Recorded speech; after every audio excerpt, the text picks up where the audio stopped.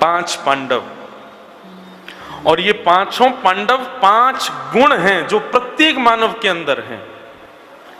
युधिष्ठिर, भीम, अर्जुन, नकुल और सहदेव, 5 पांडव। तो युधिष्ठिर का गुण है धर्म, याद रखिएगा जो बता रहे हैं।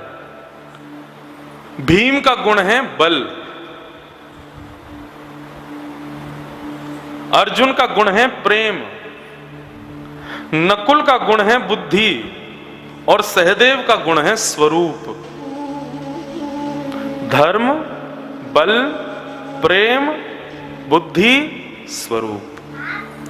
या तो किसी व्यक्ति में ये 5 गुण आपको दिख जाएंगे, धर्म भी दिख जाएगा, बल भी दिख जाएगा, प्रेम भी दिख जाएगा, बुद्धि भी दिख जाएगी, स्वरूप भी दिख जाएगी। नहीं तो इन 5 में से एक गुण तो किसी ना किसी के पास है। मतलब इनमें से कोई ना कोई पांडव हमारे भीतर है। लेकिन एक बात कहें, ये 5 गुण कौरवों के पास भी हैं, धर्म कौरवों के पास भी है, भीष्म पितामह, बल कौरवों के पास भी है, बुद्धि कौरवों के पास भी है, स्वरूप कौरवों के पास भी है और प्रेम कौरवों के पास भी है। लेकिन कौरव और पांडवों को विशेष कौन बनाता है? बहुत ध्यान से सुनिए, विषय बहुत सुंदर है ये। 5 गुण तो हमारे अंदर हैं, लेकिन हम कौरव हैं कि पांडव, ये कैसे पता चले? तो पांडवों की पहचान 2 लोगों से है। एक तो उनकी पत्नी द्रौपदी और दूसरे योगेश्वर कृष्ण। इन दोनों का गुण क्या है? तो द्रौपदी का गुण है दया। कल हम लोगों ने सुना, अपने बालकों के हत्यारे को उसने जीवित छोड़ दिया। तो द्रौपदी का गुण क्या हुआ? दया। और योगेश्वर कृष्ण का गुण क्या है? ज्ञान। मतलब हमारे पास धर्म है, बल है, प्रेम है, बुद्धि है, स्वरूप है, लेकिन दया रूपी द्रौपदी नहीं है और ज्ञान रूपी कृष्ण नहीं है, तो हम ही कौरव हैं। और ये संसार रूपी महाभारत जो हमारी चल रही है, इसमें पराजित होना निश्चित है। लेकिन इन 5 में से एक गुण भी हमारे पास है। मान लीजिए हम धर्मावली हैं, हमारे पास धर्म है, लेकिन धर्म के साथ में दया का होना बहुत जरूरी है, और दया के साथ साथ ज्ञान का होना बहुत जरूरी है। बात समझ रहे हैं ना? सिर के ऊपर से तो नहीं निकल रही। धर्म के साथ में दया, यानी कि द्रौपदी। क्योंकि कई लोग धर्म के नाम पे अधर्म करते हैं, पशुवध, पक्षी वध, खून बहा देते हैं और कहते हैं हमारे धर्म का बहुत बड़ा दिन है। दया होगी तो आप कभी पशु पक्षियों का वध नहीं कर सकते। धर्म तो है लेकिन दया नहीं है, इसलिए धर्म अधर्म बन जाता है। हमारे अंदर बल तो है लेकिन उसके साथ में दया नहीं है, तो बल क्या करेगा? बल भक्षण करेगा, रक्षण नहीं करेगा। सीधी बात, ज्यादा कॉम्प्लिकेटेड बनाना ही नहीं है। हमारे अंदर 5 धर्मों में से कोई एक धर्म है जो पांडवों के हैं, लेकिन उसके साथ में द्रौपदी का होना बहुत जरूरी है। यानी कि द्रौपदी का ब्याह कराओ, दया लाओ और फिर उसके साथ ज्ञान भी लाओ। आप ही पांडव हो, जीत जाओगे अपनी महाभारत को, यदि ये 2 गुण आ गए तो। 5 पांडव और द्रौपदी स्वर्गारोहण को प्रस्थान कर गए। परीक्षित को राजा बना दिया। धीरे धीरे परीक्षित बड़े हो गए, इनका ब्याह हो गया, जन्मेजय आदि कुछ पुत्र हुए। एक दिन परीक्षित अपने राज्य में भ्रमण कर रहे थे। अच्छा, परीक्षित का राज्य शासन भी बहुत अच्छा था। भागवत में इतना सुंदर वर्णन आता है। कैसा वर्णन है? सूक्ष्म में सुन लीजिए। परीक्षित के राज्य शासन में कारागृहों में ताले पड़े थे और धूल जम गई थी, क्योंकि कोई अपराधी नहीं करता था, तो कारागृह खाली पड़े रहते थे। न्यायालयों में न्यायाधीशों की कोई मांग ही नहीं होती थी, क्योंकि न्याय दिलाने वाला कोई काम ही नहीं होता था। सिपाही अधिकतर छुट्टी पर अपने घर पे ही वेतन पाते थे, क्योंकि उनको दफ्तर जाने की जरूरत ही नहीं पड़ती थी। ऐसा राज्य शासन था परीक्षित का, अपराध ही नहीं होता था कुछ भी। पर एक दिन राजा परीक्षित भ्रमण करते करते जैसे ही वन में गए तो उन्होंने एक आश्चर्य देखा कि एक वृषभ यानी कि बैल, उसके 3 पैर नहीं है, वो एक पैर पर खड़ा है और एक काला व्यक्ति उसके चौथे पैर को भी काट रहा है। ये हिंसा देख करके राजा परीक्षित घबराए, मेरे राज्य में हिंसा कैसे हो सकती है। तलवार निकाल करके जैसे ही मारने के लिए गए उस व्यक्ति को, उसने चरण पकड़ लिए, बोले महाराज क्षमा करो।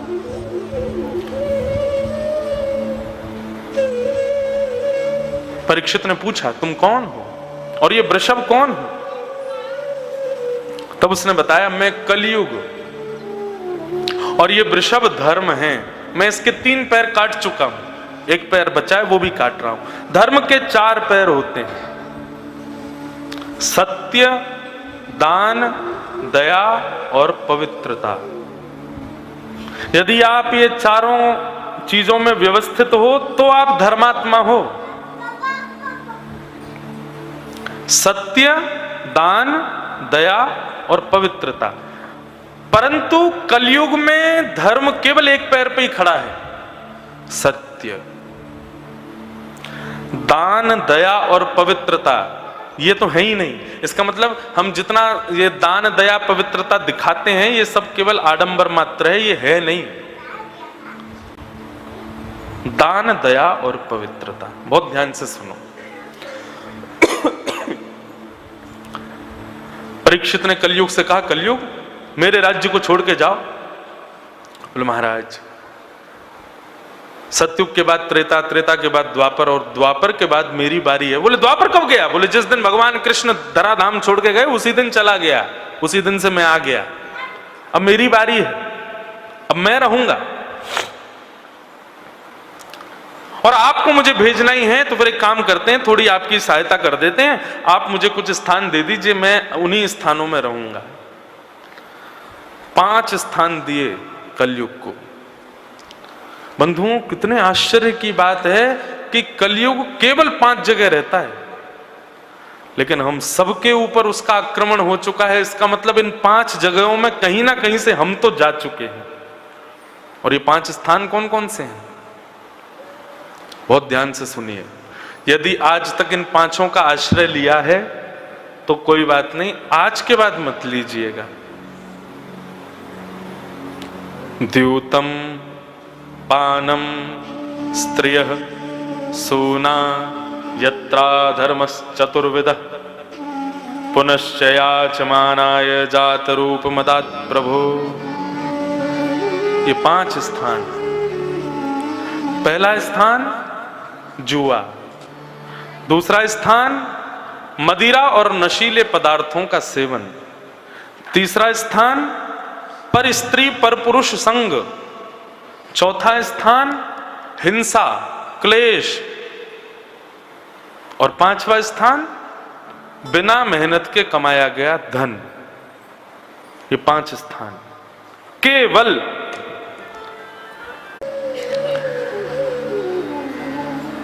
तो परीक्षित ने जैसे ही सिर पर मुकुट पहना, आज परीक्षित बोला मैं राजा हूं और आज तक कभी शिकार खेलने नहीं गया। महामंत्री बोले महाराज आपके यहां शिकार खेलना वर्ज्य है। बोले कितना भी वर्ज्य हो लेकिन हम खेलेंगे। अहंकार आ गया, उठाए धनुष बाण निकल गए वन में। जीव तो कोई मरा नहीं, प्यास लगने लगी तो एक शमीक ऋषि के आश्रम पर गए। शमीक ऋषि समाधि में बैठे थे, उनसे जाके राजा परीक्षित कहने लगे महाराज आपके द्वार पर राजा धीराज एक छत्र सम्राट परीक्षित पधारे हैं, जल पिलाइए। शमीक ऋषि ध्यान में बैठे थे, नहीं सुना। तो राजा बोला अच्छा पाखंडी ढोंग करता मेरे आगे। मरा हुआ सर्प बाण से उठा के गले में डाल दिया। कलयुग का प्रभाव हम पर हुआ है, इसका पहला द्योतक क्या है? तिलकधारी, चोटीधारी, धोतीधारी, सोटाधारी, कमंडलधारी, इनको देख के हंसी आने लग जाए, समझ जाओ कलयुग का पूर्ण प्रभाव प्रारंभ है। किसी वैष्णव को देख के, किसी ब्रजवासी को देख के, किसी संत महापुरुष को देख के, किसी आध्यात्मिक व्यक्ति को देख के और आपको हास परिहास जैसा लगे, समझ जाओ ये कलयुग का प्रभाव है। लेकिन किसी वैष्णव को देख के, किसी किसी के माथे पर तिलक देख करके, किसी के गले में कंठी माला देख करके, किसी के हाथ में नाम जप माला देख करके, उसकी शिखा देख करके, धोती देख के, उसकी वेशभूषा देख के लगे वैष्णव है, और मन करे इससे हम 2 मिनट कुछ चर्चा हरिनाम संकीर्तन की कर लें या इसको हम प्रणाम कर लें, समझना कलयुग आपके हृदय में था भी तो निकल गया। ये सब तरीके हैं पहचानने के, अनुमान करने के कि हमारे भीतर कलयुग है कि नहीं। आज से ही दृष्टि घुमा घुमा के देखो, जो तिलक वाले दिखें, अभी तो सब अच्छे ही दिखेंगे क्योंकि अभी कथा चल रही है ना। कथा के बाद उझानी में कभी घूम रहे हो, बरेली जाओ या आसपास के क्षेत्रों में जाओ और कोई तिलक वाला दिख जाए, भले ही कैसा भी हो, भले ही पाखंड से ही तिलक लगाया हो, लेकिन उसके तिलक का सम्मान करो। आप वो ना झुके, आप अपनी तरफ से झुक के। अभी कुछ दिन पहले की बात, अहमदाबाद गए थे हम, तो हमारे साथ में पंडित जी वगैरह सब थे, तो एक वहां पे मेरे जैसा श्री लगाए एक व्यक्ति अराइवल पे ही खड़ा था। अब वो मुझे देख तो रहा था, लेकिन उसने मुझे, उसकी हिम्मत नहीं हो रही कि वो प्रणाम करे, तो मैं ही उसके पास गया, मैंने कहा जय श्री कृष्ण, और जैसी मैंने जय श्री कृष्ण करी वो तो दुल्लर तिल्लर हो गया, जय हो जय हो जय हो, जय श्री कृष्ण। अब मैं तो चला गया, सब बोले महाराज जी आप जानते थे इसको, मैंने कहा नहीं तो फिर आपने प्रणाम क्यों किया? मैंने कहा क्योंकि तिलक लगाया था उसने, इसलिए प्रणाम किया।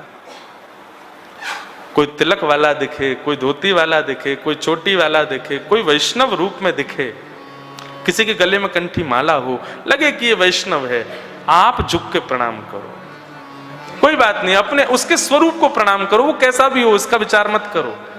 ये गुण हैं, ये क्रियाएं हैं, ये एक प्रकार से औषधि है अपने हृदय से कलयुग को निकालने का। दीनता सब में नहीं होती।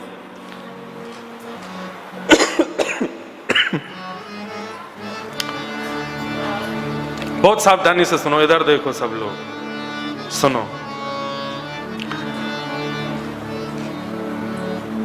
परीक्षित बोले अरे पाखंडी, तेरे द्वार पर राजा खड़ा है और तू अभी भी आंख बंद करके और ध्यान लगा रहा है। मरा हुआ सर्प गले में डाल करके चले गए। इस दृश्य को कुछ बालकों ने देख लिया। श्रृंगी ऋषि शमिक के पुत्र श्रृंगी को जाके बता दिया तुम्हारे पिता के गले में मरा हुआ सर्प डाल दिया राजा परीक्षित ने। श्रृंगी को क्रोध आया और श्रृंगी ने अपने हाथ में जल लेकर के श्राप दे दिया, मैं श्राप देता हूं राजा परीक्षित की आज के ठीक 7वें दिन मृत्यु हो जाएगी और उनको तक्षक सर्प डस देगा। बहुत सावधानी से सुनो। राजा परीक्षित को श्राप लगा। श्रृंगी लौट करके शमिक ऋषि के पास आए, रुदन करने लगे। पुत्र को रोता देख पिता ने कहा बेटा रो क्यों रहे हो? पिताजी आपके गले में मरा हुआ सर्प डाल दिया राजा परीक्षित ने, लेकिन चिंता मत कीजिए, मैंने भी श्राप दिया है राजा परीक्षित को, आज के ठीक 7वें दिन उनको तक्षक सर्प डस देगा और उनकी मृत्यु हो जाएगी।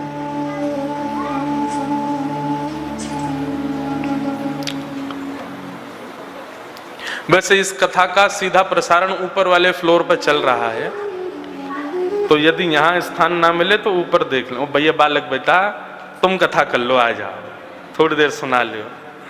अभी कथा के विश्राम में हमारी गोदी में बैठ के तुम ही कथा करना, थोड़ी देर शांति से विराजो सब लोग। इसके अलावा 6वां स्थान नहीं है कलयुग का। और एक बात आपको स्पष्ट रूप से अपनी जिम्मेवारी पे यदि मैं बोल दूं व्यासपीठ पे बैठ के, यदि किसी व्यक्ति ने अपने संपूर्ण जीवन में इन 5 स्थानों का सेवन नहीं किया तो वो व्यक्ति प्रमाणित रूप से कलयुग में है ही नहीं, वो सतयुग में जी रहा है। पहला स्थान द्यूतम यानी कि जुआ। जुआ केवल उसी को मत समझिए जो खेल में खेला जाता है। जुए का सीधा अर्थ होता है अपने घर की लक्ष्मी, अपने घर के धन का ऐसी जगह व्यय करना जहां उसका दुरुपयोग होगा, वो जुआ है। बहुत सावधानी से सुनिए। अब बस आज का ही ज्ञान है, कल से तो रसगुल्ला वाली कथा है तो इसलिए बस ये कथाएं क्यों जरूरी हैं पता है? यदि आप इन कथाओं को नहीं सुनेंगे तो कृष्ण कथा आपको पल्ले नहीं पड़ेगी। एक प्रकार से हम लोगों को जैसे कॉलेज में जाने के लिए स्कूल पास आउट करना पड़ता है ना, ऐसे कृष्ण लीला में प्रवेश करने के पहले हमको ये सब पास आउट करने पड़ेंगे। बहुत ध्यान से सुनो। द्यूतम यानी कि जुआ। जो लोग बात बात पे शर्त लगाते हैं ना, ये भी एक प्रकार से जुआ ही है। अरे तुमने छोटी सी बात के चक्कर में 500 रुपए, मतलब वो रुपए कौन है? तुम उसके स्वामी हो, लक्ष्मी है साक्षात। उसको बात बात पर दाव पर मत लगाइए। द्यूतम यानी कि जुआ। अगर किसी को दाव लगाना ही है, शर्त लगानी है, तो फिर रसगुल्ला की लगाओ, समोसा की लगाओ, ढोकला की लगाओ, मिठाइयों की लगाओ, पैसों की शर्त मत लगाइए। और बुरा नहीं मानिएगा, पर हमारे भारत के वैश्य समाज के लोग बहुत धर्मावली हैं, लेकिन दीपावली के दिन वैश्य समाज के भी कई लोग बहुत जुआ खेलते हैं। ये गलत है। बल्कि उस दिन तो लक्ष्मी आनी चाहिए घर में, हम लक्ष्मी को दाव पे लगा देते हैं। अरे केवल इतना विचार कर लीजिए, वो लक्ष्मी नहीं है। पैसे को दाव पर लगाना, इसका मतलब खुद को रावण बनाना है। लक्ष्मी के प्रति 3 भाव होते हैं मानव के। वैसे होता तो एक ही है, लेकिन 2 मैं अपनी तरफ से बता रहा हूं। हमारा भाव पैसे के प्रति क्या होता है कि हम इसके स्वामी, हमने कमाया, हमारा है। नहीं, आप स्वामी नहीं हो। आप केवल 2 ही संबंध बना सकते हो, या तो वो आपकी मां है, आप उसके पुत्र हो, या फिर वो आपकी बेटी है, आप उसके पिता हो। धन के प्रति, लक्ष्मी के प्रति केवल 2 ही भाव रखो, या तो पिता का या फिर पुत्र का। पुत्र का भाव रखोगे तो मां को कभी गलत जगह भेजोगे नहीं, और पुत्री का भाव रखोगे लक्ष्मी के प्रति तो पुत्री को भी कहीं गलत स्थान पर थोड़ी भेजोगे। हम उसको नौकरानी समझते हैं, गलत है। तो पहला स्थान कलयुग का जुआ, भूल के भी मत खेलिए। सीधी बात, एक बात ये समझ लो, किसी की पत्नी को पकड़ करके आप दाव पे लगा दो, पति अगर बलवान होगा तो छोड़ेगा आपको, एक एक हड्डी तोड़ देगा। आप लक्ष्मी को दाव पे लगाओगे, शंख चक्र गदा पद्मधारी हमारे नारायण भगवान सुदर्शन चक्र घुमा देंगे। अरे कृपा की है भगवान ने, जो लक्ष्मी हमारे घर पधारी है उसका सम्मान करो, उसको ऐसे कहीं भी व्यय मत करो। दूतम। दूसरा पानम। पानम में पहले ही बता दें, पान नहीं आता है, तांबुल नहीं आता है, ये तो सब ठाकुर जी को भी भोग लगते हैं। पानम का मतलब होता है कुछ भी नशीले पदार्थों का सेवन। आप सीधी बात बस ये विचार कर लीजिए कि हमारी जीव जो है, ये जब राम नाम बोलती है, कृष्ण नाम बोलती है, तो ये जीव मानो यशोदा है, कृष्ण को जन्म दे रही है। ये जीव मानो कौशल्या है, राम को जन्म दे रही है। ऐसी जिह्वा पर अशुद्ध वस्तुओं को नहीं लाना चाहिए। दूसरा, भगवान गीता में कहते हैं, ईश्वरः सर्वभूतानाम हृदय सेर्जुन तिष्ठति। अर्जुन, मैं सब प्राणी मात्र के हृदय में रहता हूं। भगवान यदि हमारे हृदय में रहते हैं तो हमको तो यहाँ पे पंचामृत चढ़ाना चाहिए। ये सोमामृत क्यों चढ़ाते? इसको भी सोमामृत गलत कहा जाता है, ये सोमामृत भी नहीं है। मद्यपान नहीं करना है कभी भी, भूल करके भी उसका स्पर्श नहीं, अपनी जिह्वा पर कभी बैठाना मत। आप कितनी भी बड़ी उपलब्धियों को प्राप्त कर लो, लेकिन आप श्याम सुंदर को कभी प्राप्त नहीं कर पाओ यदि आपने उस वस्तु को अपनी जीभ पर धारण किया तो। कम कर दो इसको थोड़ा, या घुमा दो। पानम, द्यूतम, पानम। तीसरा आया पर स्त्री पर पुरुष संग नहीं करना चाहिए। आपने अग्नि को साक्षी मान करके कितने वेद वेदांतों के श्लोकों को साक्षी मान के विवाह किया, और स्थिति कुछ और बन जाए तो बात अलग है।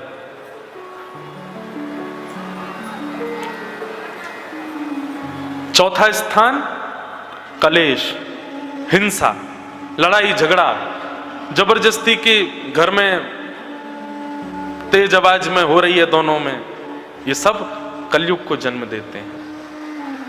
और इन चारों के बाद कलयुग बोले कमरे थोड़े कम हैं, मेरा परिवार थोड़ा बड़ा है, एक स्थान और दे दीजिए।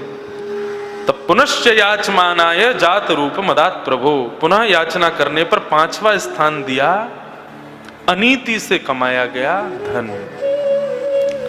बंधुओं, नीति से ही कमाइए।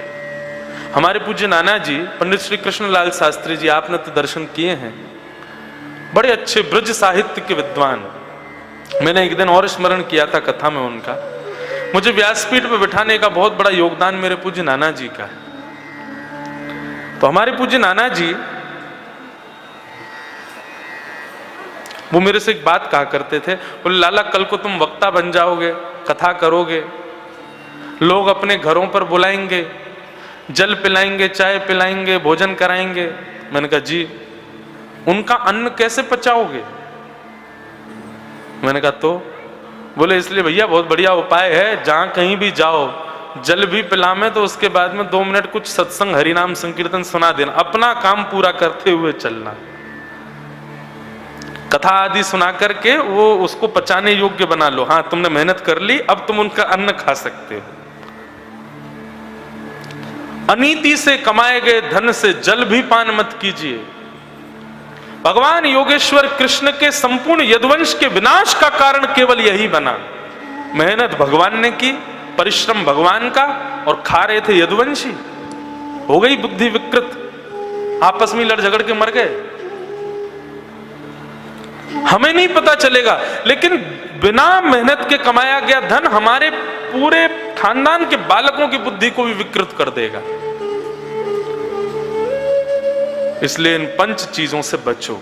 द्योतम पानम स्त्रीह सूना और अनीति का धन। यदि इन 5 से हम बच गए, कलयुग क्या, कलयुग के पिताजी भी नहीं छू पाएंगे हमको। ये 5 स्थान कलयुग को प्रदान करने के बाद में जैसे ही परीक्षित लौट करके आए, तो आज मन में विचार आया अपने तहखाने खोल के देखूं कितना रखा है हमारे पास खजाना। जैसे ही तहखाने में गए तो वहां पर एक मुकुट रखा था। वो मुकुट जरासंध का था। जरासंध को जब भीम ने मारा तब वो मुकुट लेके आए थे, लेकिन कभी पांडवों ने पहना नहीं, क्योंकि पांडव जानते थे कि जरासंध ने इस मुकुट को छल कपट से बनाया। जरासंध क्या करता था, राजाओं को छल से मारता और उनकी मणि निकाल के मुकुट में से अपने मुकुट में लगाता। मुकुट बहुत सुंदर था, लेकिन कभी पांडवों ने पहना नहीं। आज राजा परीक्षित को लगा ये मुकुट बड़ा अच्छा है, इसको पहन के देखूं। जैसे ही सिर पर धारण किया, हो गई बुद्धि विकृत। एक बात बताएं, कोई व्यक्ति बहुत बढ़िया कोई सामग्री लेके आया और आपकी दृष्टि पड़ गई, वाह ये तो बहुत जोर की है, एक बार मिल जाए, बस यहीं से कलयुग आ जाएगा भीतर। सबई भूमि गोपाल की, सब वस्तु गोपाल की, ऐसी दृष्टि रखो तो बचे रहोगे। ये हम भोग क्यों लगाते हैं ठाकुर जी को? व्यंजनों का, सब्जी का, 56 मिठाइयों का, ये भोग लगाने का तात्पर्य क्या है? ठाकुर जी खाते तो हैं नहीं, खाते तो हैं लेकिन हम खिलाना जानते नहीं। लेकिन वास्तविकता यह है कि भोग लगाने का प्रावधान ही यही है कि हे नाथ, इस व्यंजन को हम सब पाने वाले हैं, ना जाने इसमें कितनी विकृतियां होंगी। आप कृपा कर अपनी दृष्टि से इसको पवित्र कर दीजिए, हमारे योग्य बना दीजिए, तब हम उसको ग्रहण करते हैं।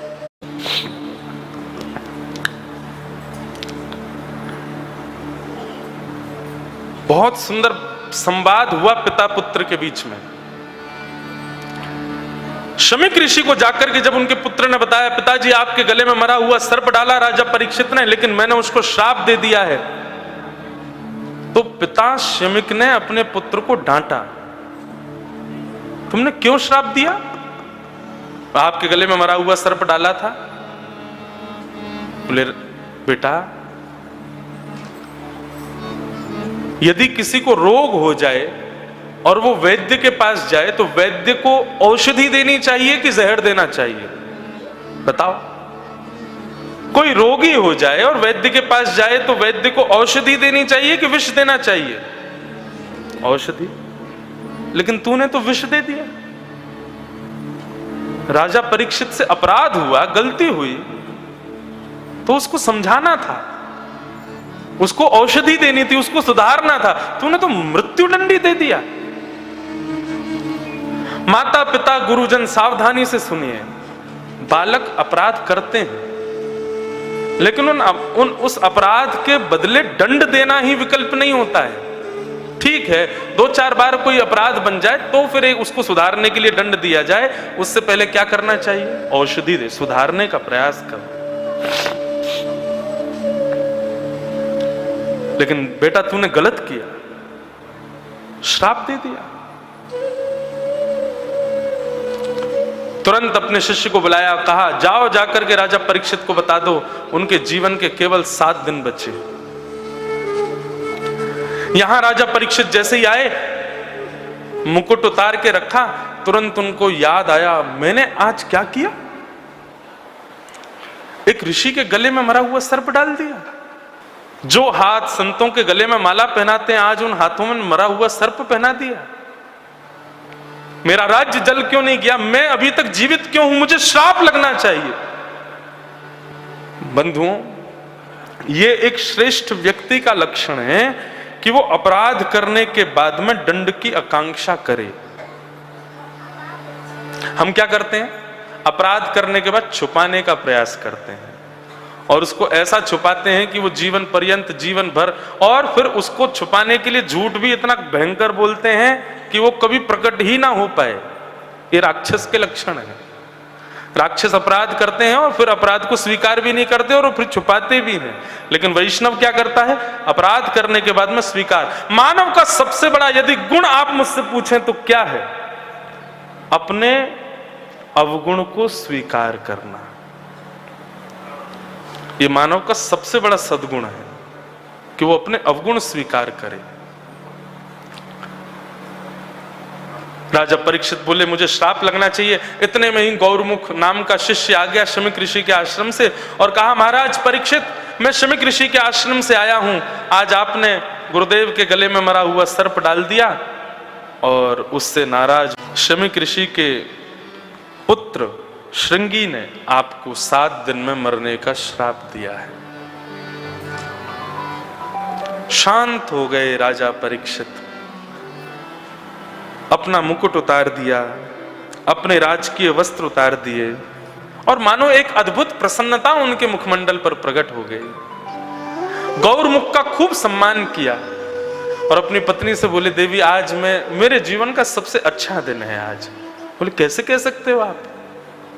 मेरे पति को मरने का श्राप लगा है, आप 7 दिन में मर जाएंगे, तक्षक सर्प डस देगा आपको और आप प्रसन्नता मना रहे हैं, क्यों? राजा परीक्षित का उत्तर भाव युक्त कर देगा। राजा परीक्षित कहते हैं देवी, संसार में किसी भी व्यक्ति को अपनी मृत्यु का पता नहीं होता। लोग कहते हैं मैं कल ऐसा करूंगा, लेकिन रात्रि में प्राण निकल जाते हैं। लोग कहते हैं रात्रि का भोजन तुम्हारे साथ करूंगा, लेकिन दोपहर तक भी जीवित नहीं रह पाते। एक क्षण भी हमारे हाथ में नहीं होता। हमारी मृत्यु कब हो जाए हमें नहीं पता। लेकिन इस पृथ्वी का शायद पहला व्यक्ति मैं ऐसा हूं जो दावे से कह सकता हूं कि 7 दिन में ब्रह्मा भी मुझको नहीं मार सकते। अरे देवी, मैं इसको श्राप के रूप में नहीं ले रहा कि मुझे 7 दिन में मरने का श्राप लगा, बल्कि मैं तो ये सोचता हूं मेरे प्राण तो कल भी निकल सकते हैं, लेकिन एक ब्राह्मण ने मुझको 7 दिन का जीवन दान दिया है कि 7 दिन में पहाड़ से भी यदि मैं गिर गया तो भी नहीं मरूंगा, क्योंकि मृत्यु 7 दिन बाद ही होगी। और अब इन 7 दिनों में मैं अपने जीवन की मुक्ति का उपाय खोजूंगा कि मुझे मुक्त कैसे होना है। पॉजिटिव, और इसी को क्या बोलते हैं? सकारात्मक। हमारे यहां पता है लोग कैसे? गाड़ी में बैठने जा रहे हैं, छींक आ गई, अभी मत बैठो, छींक आ गई, अभी मत बैठो। गाड़ी चला रहे हैं, आगे काली बिल्ली, रुक जाओ, पहले टम्पू को निकलने दो फिर चलना। ये सब क्यों? अरे ठाकुर जी हैं हमारे साथ। कई बार ऐसा होता है प्लेन टेक ऑफ होने वाला होता, मुझे छींक आ जाती है, तो मैं पायलट से कहूं रोक बेटा, अभी छींक आई है, मुझे क्रैश हो सकता है तेरा हवाई जहाज। सकारात्मक रहो, हर स्थिति में ये विचार करो श्याम सुंदर हैं, और हर स्थिति में अच्छाई खोजो। अच्छाई होती है, हम जानबूझ के नजरअंदाज करते हैं उसको। राजा परीक्षित ने अपने पुत्र जन्मेजय को राज्य गद्दी पर बिठा दिया, निकल गए वन में, और वन में जाकर के संतों से केवल एक ही प्रश्न किया जल्दी मरने वाले की मुक्ति का उपाय बताइए। जिसके जीवन के कुछ ही दिन शेष हैं उसको क्या करना चाहिए ये बताइए। अब हजारों संतों से एक ही प्रश्न कर लिया तो सब अलग अलग उत्तर दें, कोई के ये करो, कोई के वो करो। नहीं को मुनिर्यस्य वचः प्रमाण, प्रमाण से कोई नहीं कह पाया कि ऐसा करो। तभी वहां आगमन हुआ श्री सुखदेव जी महाराज का। सब लोग हाथ जोड़ के प्रणाम करो कि तत्रा भवद भगवान व्यास पुत्रो यदृच्छयागामटिमानोऽनपेक्षः अलक्षलिंगो निजलावतुष्टो व्रतस्य वालै अवधूत भेष। श्री सुखदेव जी महाराज की। सुखदेव जी का आगमन हुआ। सुखदेव जी अच्छा बात क्या थी कि परीक्षित ने एक आसन लगाया था और आसन इस भाव से लगाया था, आप में से मेरे प्रश्न का जो भी उत्तर दें यहां बैठ के दीजिएगा। तो किसी की हिम्मत नहीं हो रही थी उस आसन पर बैठने की, लेकिन श्री सुखदेव जी महाराज तो सीधे आए और आकर के उसी पे ही बैठे। जैसे सुखदेव जी बैठे, परीक्षित जी ने चरणों में प्रणाम किया और प्रणाम करते हुए कहा, महाराज ये शाम संस्मरणात् पुंसाम शुद्ध शुद्ध्यन्ति वै गृह किम पुनर्दर्शन स्पर्श पाद शौचासनादिभिः। आप जैसे संतों का तो घर बैठ के स्मरण करने मात्र से पवित्र हो जाते हैं, आप मेरे सामने बैठे हो।